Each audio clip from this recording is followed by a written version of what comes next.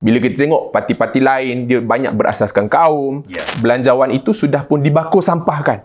Kita mahu lawan musuh yang sebenar, iaitu Hai, Assalamualaikum. Selamat malam, bertemu kembali kita dalam rancangan Berani Jawab untuk episod kali ini. Dan pada minggu ini kita ada tetamu yang sangat istimewa untuk menjawab soalan-soalan panas seperti biasa. Kita bersama dengan saudara Lokman Long yang merupakan Ketua Penerangan Parti Muda. Assalamualaikum, Lokman. Waalaikumsalam. Sihat, tak? Terima kasih Wazi jemput saya. Sebenarnya kampung saya ni. Okey, Lok, sebenarnya bersedia untuk soalan panas daripada saya? Bersedia. Sangat bersedia.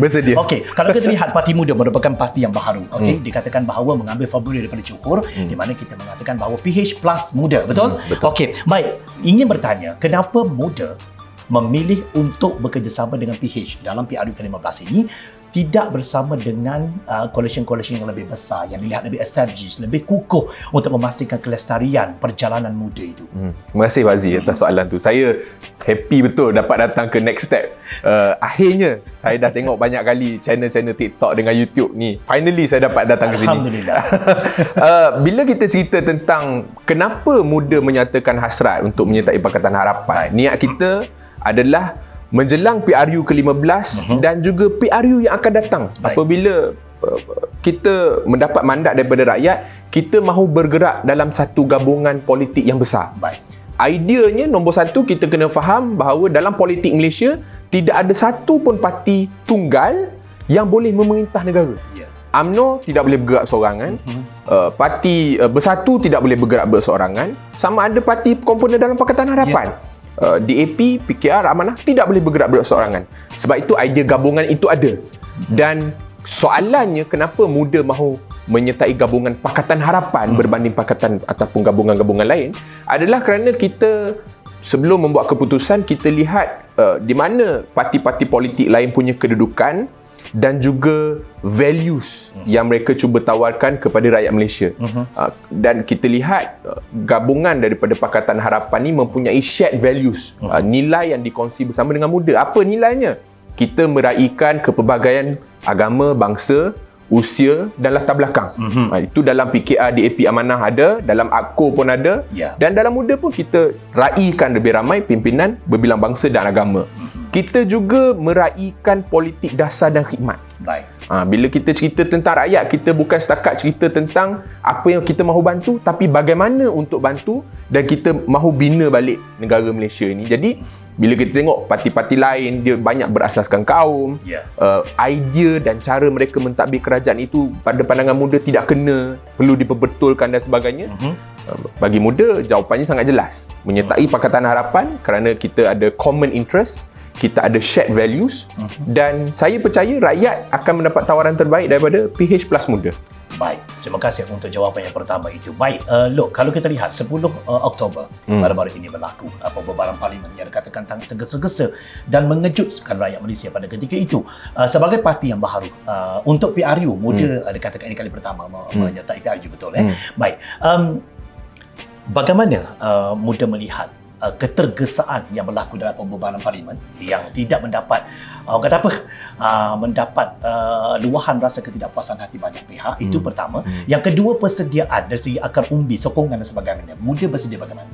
Baik, bila cerita pengumuman 10 hari bulan Oktober tu, bukan saja saya yang terkejut, tapi kita boleh lihat komponen di dalam parti kerajaan sendiri juga terkejut. Kita tengok dalam kerajaan yang mendesak supaya parlimen ini dibubarkan dengan lebih awal dan segera adalah UMNO. Tetapi kita juga harus ingat bahawa di dalam kerajaan kita juga ada parti daripada Perikatan Nasional, Bersatu dan juga PAS. Dan kita boleh tengok sendiri daripada reaksi mereka apabila pengumuman pembubaran itu dibuat oleh Datuk Seri Ismail Sabri. Mereka sendiri telah mengutuskan surat kepada Yang di-Pertuan Agong menyatakan kerisauan mereka dan supaya parlimen ini tidak dibubarkan hanya kerana desakan UMNO. Jadi kita boleh lihat perpecahan pendapat dan pandangan yang tidak seiring berkenaan pilihan raya. Saya juga bertambah terkejut apabila belanjawan baru saja dibentangkan Jumaat lepas, tunggu 3 hari bubar. Dan pada pandangan saya, belanjawan itu sudah pun dibakur sampahkan oleh kerajaan pada hari ini. Bila kita cerita tentang persediaan muda, pertama kita harus ingat muda bukan ditubuhkan pada tahun 2020 hanya semata-mata untuk menyertai PRU 15. Baik. Sudah jelas? Bila kita buat muda ni, kita nak tarik lebih ramai pimpinan-pimpinan orang-orang muda, the average Malaysian out there, untuk menyertai politik baru, politik muda dan politik yang segar. Tetapi pada masa yang sama, sebagai parti politik, kita kena juga menyertai pilihan raya. Dan persediaan muda bagi saya untuk PRU ini bermula seawal habisnya pilihan raya negeri Johor. Kita sudah berjumpa dengan akak umbi, kita sudah aktifkan seluruh negeri di negara kita ni. Kita ada muda Kedah, muda Perak, muda Johor, Selangor, Sabah dan Sarawak. Dan muda yang paling aktif, kalau kita boleh lihat secara gambaran besarnya, adalah muda Johor, muda wilayah persekutuan, Selangor dan juga Sabah. Baik. Ahli kita yang paling aktif dekat Sabah bukan di Kota Kinabalu, tetapi di Ranau. Baik. Jauh di dalam tu kita ada kumpulan muda yang sangat aktif, yang berkhidmat untuk komuniti di sana tanpa perlu tunggu bila nak pilihan raya. Jom, mereka dah buat dah.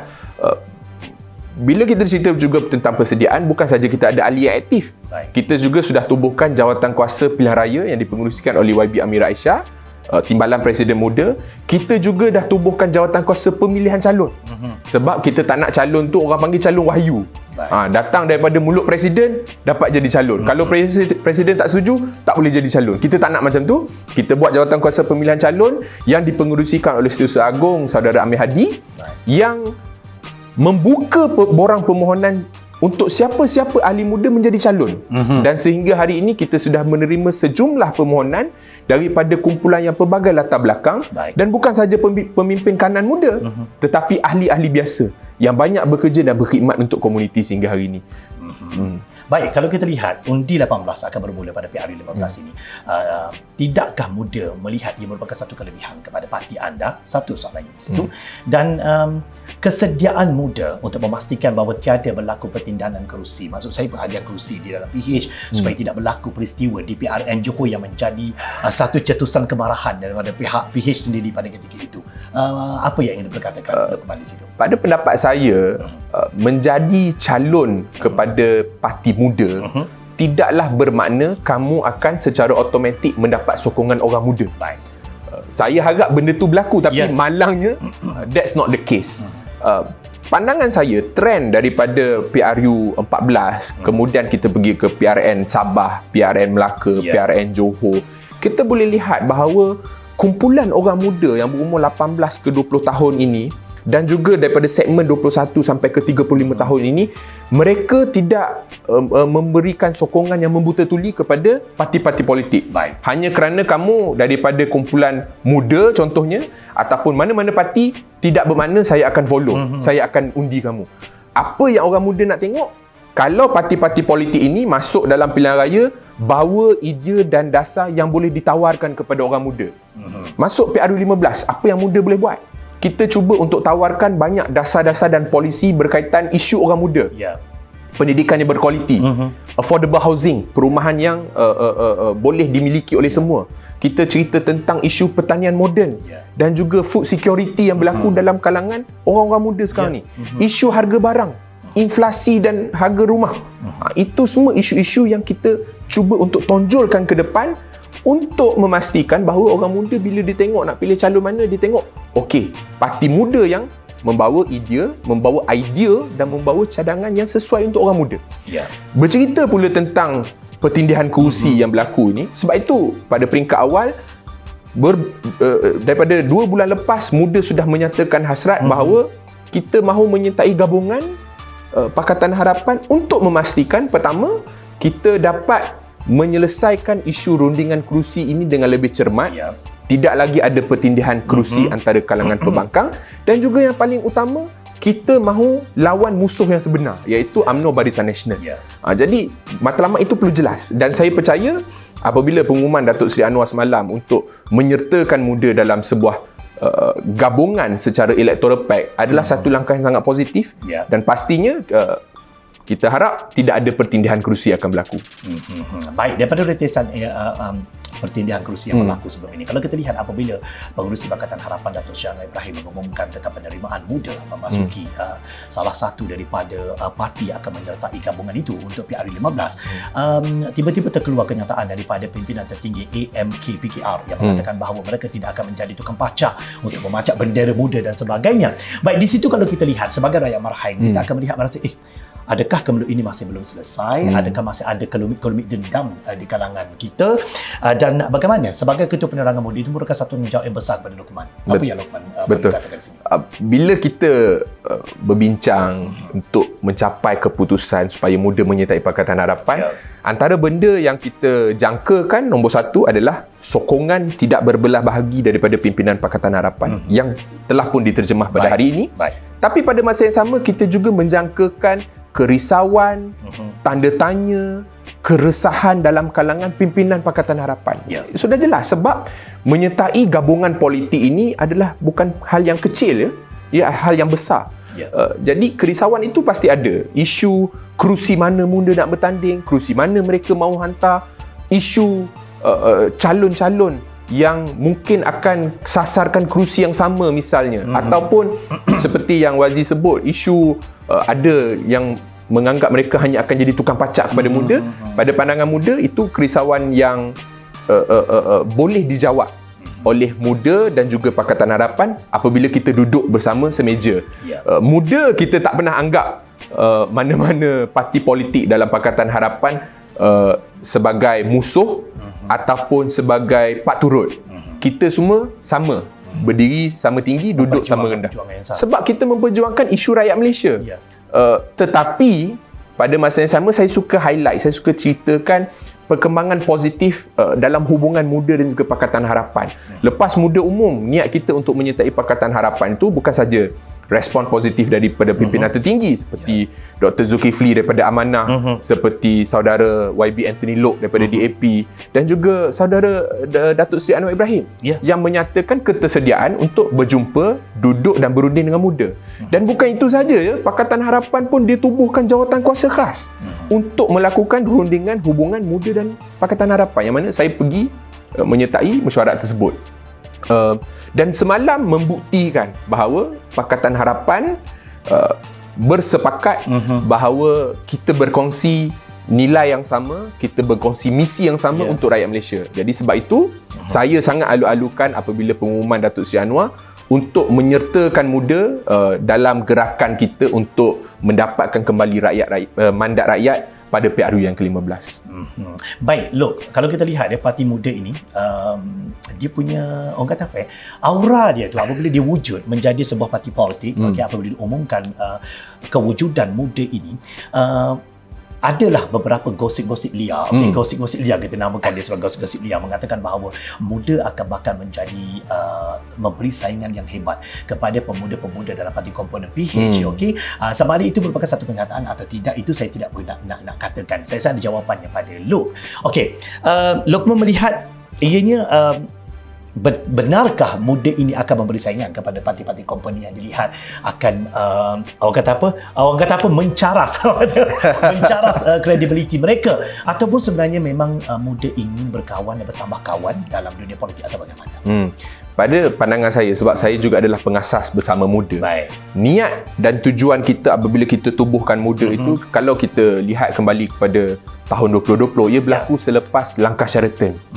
Dan kita berjaya kumpulkan sekumpulan pemimpin-pemimpin muda yang tidak pernah menyertai parti politik. Mereka pemimpin mahasiswa, pemimpin dalam komuniti masing-masing dan sebagainya, aktivis. Mereka semua berpendapat bahawa rakyat Malaysia sudah muak melihat politik lompat-melompat, tikam belakang, pintu belakang dan sebagainya, dan akhirnya kita buat keputusan untuk tubuhkan sebuah parti politik yang akhirnya namanya Muda. Ideanya adalah untuk kita pergi dan capai kepada kumpulan pengundi atas pagar. Sebab kumpulan pengundi atas pagar ni, kenapa mereka tidak menyertai parti politik secara aktif ataupun secara tidak aktif, adalah kerana mereka lihat politik ni satu benda yang buruk. Dia tengok politik tua, politik duit, politik kuasa, politik lompat-melompat. Jadi apa jawapan yang kita boleh tawarkan kepada kumpulan ini? Sudah tentu bagi kami muda, apabila kita tubuhkan muda, kita boleh capai kepada fence sitter ataupun pengundi atas pagar ini. Tapi pada masa yang sama, saya faham bila ada yang sebut muda nak bersaing, nak dapat kerusi lebih daripada rakan-rakan Pakatan Harapan dan sebagainya. Pandangan saya, lihat pada track record. Baik.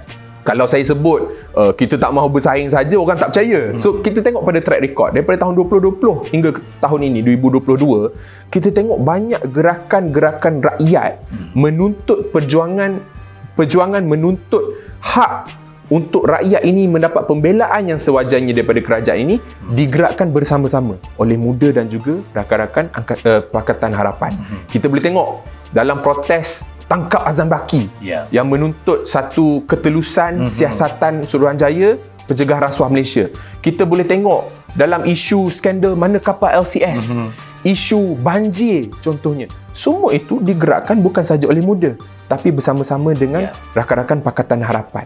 Dan akhirnya kita boleh tengok dalam pilihan raya negeri Johor, kalau kita boleh tengok di semua kawasan muda, kita tanding 7 kawasan, kita mendapat sokongan sepanjang tempoh berkempen oleh rakan-rakan Pakatan Harapan. Bagi saya, track record itu jelas menunjukkan bahawa kita mempunyai harapan yang besar untuk berkawan dan bekerjasama dengan lebih rapat dengan rakan-rakan Pakatan Harapan dan bukan untuk bersaing, tolak menolak, tikam belakang dan sebagainya. Baik, bercakap tentang harapan yang besar untuk PRU15 sebagai Ketua Penerangan Muda, apa yang Lokman nak katakan tentang harapan muda apabila sudah pun menjadi PH Plus muda ini untuk menghadapi PRU dalam menumbangkan musuh utama kita itu Barisan Nasional dan juga PN pastinya. Okey, apa harapan muda itu sendiri untuk PRU kali ini? Harapan untuk muda kan? Ya, betul. Harapan saya daripada muda sendiri, saya boleh katakan di sini bahawa saya mengharapkan pembangkang akan masuk ke dalam gelanggang pilihan raya umum ke-15 ini dengan kesatuan yang teguh, berdiri sama tinggi, duduk sama rendah, bergerak bersama-sama dan memberikan tawaran yang terbaik untuk rakyat. Apa yang kita boleh tawarkan? Kita tawarkan pemimpin-pemimpin yang berdedikasi, berwawasan untuk jaga rakyat. Kita tawarkan pemimpin-pemimpin yang tolak politik tua dan lama. Politik wang, politik kuasa, politik gila pilihan raya dan sebagainya. Tapi pada masa yang sama, saya sendiri, kalau boleh saya cerita pendapat peribadi saya, untuk muda dan juga Pakatan Harapan, untuk mula melihat keluar daripada politik Kuala Lumpur dan Lembah Kelang. Baik. Pendapat saya, terlalu banyak potensi yang ada di Kedah, yang ada di Johor, yang ada di Sabah, yang ada di Pantai Timur. Terengganu contohnya. Terengganu dan juga Kelantan mempunyai potensi pengundi yang sangat besar. Tapi kalau tidak ada usaha untuk menjentik dan menyuntik semangat mereka untuk turun mengundi, saya risau keputusan di kawasan-kawasan yang terpinggir ini tidak akan menyebelahi pembangkang. Sebab itu gerak kerja perlu mula sekarang. Kita sudah tidak boleh duduk saja dalam bilik mesyuarat. Kita sudah tidak boleh saja duduk dalam kelompok kita saja. Kena turun padang. Kena pergi jumpa dengan rakyat-rakyat dekat Kedah, dekat Perak, dekat Pahang contohnya. Dan pendapat saya, kalau diadun dengan baik formula Pakatan Harapan Plus muda ini, dia boleh memberikan satu keputusan yang signifikan dalam PRU15 yang akan datang. Baik, terima kasih untuk soalan terakhir daripada saya. Boleh. Mungkin agak bonus lah. Kalau sekiranya Pakatan Harapan Plus muda ini menang dalam PRU, akan adalah jalan cerita yang lebih menarik selepas itu. Tapi kalau sekiranya kalah, kalau sekiranya kalah dalam PRU15, na'udzubillah, muda, adakah akan terus bersama dengan PH atau bagaimana? Kalau boleh saya petik kenyataan yang dikeluarkan oleh pengarah pilihan raya kita, iaitu saudari YB Amir Aisyah. Baik. Penyertaan muda ke dalam Pakatan Harapan bukan saja untuk PRU15. Baik, itu yang kami nak dengar. Dan ia juga bukan semata-mata untuk pilihan raya. Baik. Tetapi menang atau kalah, kita perlu terus berkhidmat dengan rakyat. Dan saya percaya kalau diberikan ruang, muda dan Pakatan Harapan menang atau kalah pilihan raya, kita tolak tepi, berkhidmat dulu untuk rakyat. Baik. Terima kasih Saudara Lokman Long, Terima kasih, Ketua Penerangan Muda bersama dengan kita dalam Berani Jawab. Memang betul berani dia menjawab soalan-soalan saya. Apapun, terima kasih dan selamat berjaya kepada muda. Terima kasih. Dalam PRU15 kita juga mengharapkan semoga kemajuan dan juga keizinan daripada Allah untuk PH terus mara ke hadapan untuk PRU15 ini. Itu saja untuk minggu ini. Salam syukur dan salam kemaafan daripada saya Zawaz Yusof. Assalamualaikum, selamat malam. Jumpa lagi. Bye.